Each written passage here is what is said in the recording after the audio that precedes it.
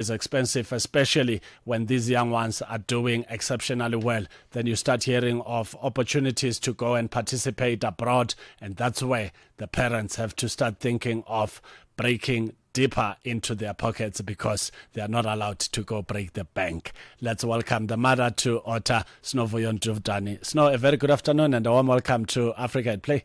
Hi Neto, thank you for having us and thank you for having our kids. Yeah, thank you so much for joining us. It's good to speak to these young ones because we don't want a scenario where one day they make it to Olympics and all the journalists, only then they start waking up wanting to speak to them. So they must remember that it started here. Yeah. What does it take for Ota to be a good athlete in gymnastics and acrobatic dancing? I must first credit the coaches. They are doing an exceptionally well job because Othalive started acrobat this year. She started gymnastics last year, and already with acrobat, she literally just improved like in a very speed.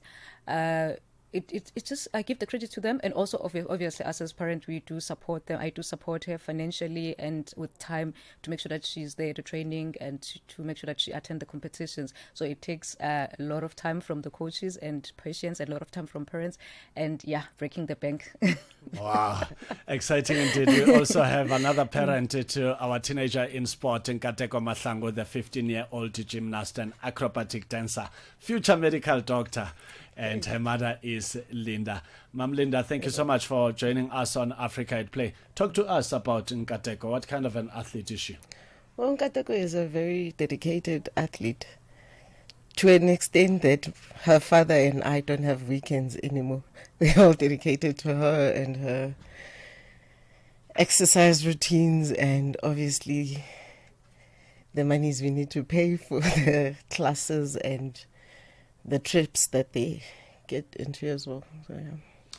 How did it come about for Nkateko to get into acrobatic dancing and gymnastics? Because these are sporting codes that have a very unique history of no representation of not everyone on board in terms of different races. But now we're starting to see a new shape, a new direction where it's no longer like the past, where when you talk acrobatic dancing, people think it's white people's things.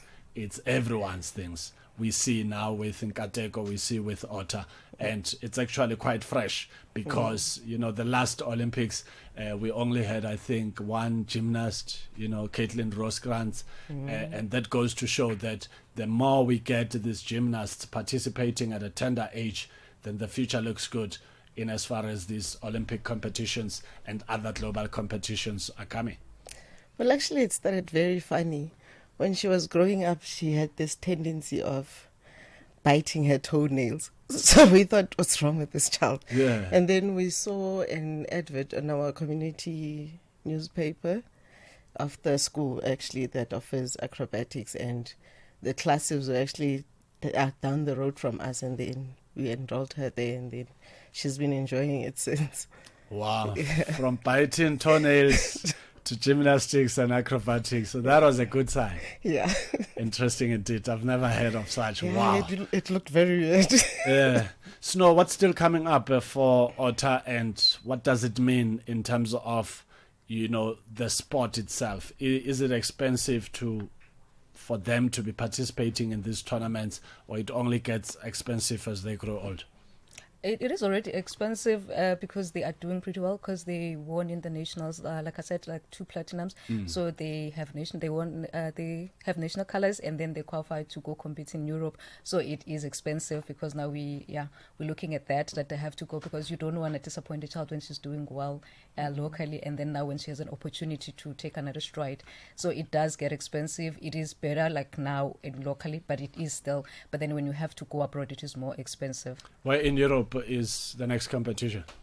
There is there's Serbia that we Serbia. Serbia. I don't know, but I'm not quite sure if there are many options. But then the coach did tell us that Serbia is one of the countries that I'll be going to. Yeah, that's where you have to put together 60K or something like that.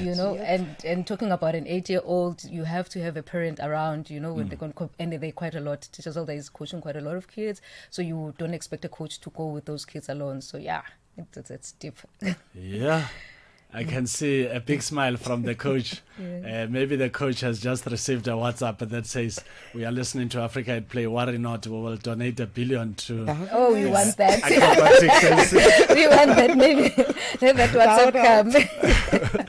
They will not regret. She's doing extremely well with the kids. Like I said, Othalive joined this year, and like she's now international. Like Wow. nutritious international, and when you watch them, it's not just mediocre sport. Like these kids are performing. Wow. They just own the stage, and she is doing very, very well with them. Even when you chat with them, and then they will tell you that when she said tricks, she will always say that teacher's other has tricks. You know, she will always demonstrate those tricks, and I'm like, oh, okay, it's like, yeah, you don't get over the tricks. Interesting. So, yeah. Incredible indeed. No, thank you so much for sharing your time with us on Africa at Play, but also the support that you give to the young ones is amazing. I actually started my day down the road in Louis Botha Avenue at the Balfour Alexandra Football Club. It was packed there because some of the bundles of joy in sport that we get to interview, the parents called me, please come and support, and I went there, and it was just amazing. And the one boy that we've hosted recently, Khotso Nkosi, was part of the team, and they won 5-1, you know. Wow, so that's amazing. Yeah, but the parents were there. It was raining, but it was, you know, parents in different fields. I think there were like 4 fields there, all busy with football action, and I was like, this is just so good because you are saving them from teenage pregnancy and a whole lot of things, substance abuse and all of that. It's good when they grow in different levels of sport, because one day you will not have to work again, because, you know, when they come back from Olympics, they'll come back with US dollars. Thank you so much for pulling through to Africa at Play. Thank you so much, Neto, for having us. Madam, thank you so much. Your parting shot? My parting shot is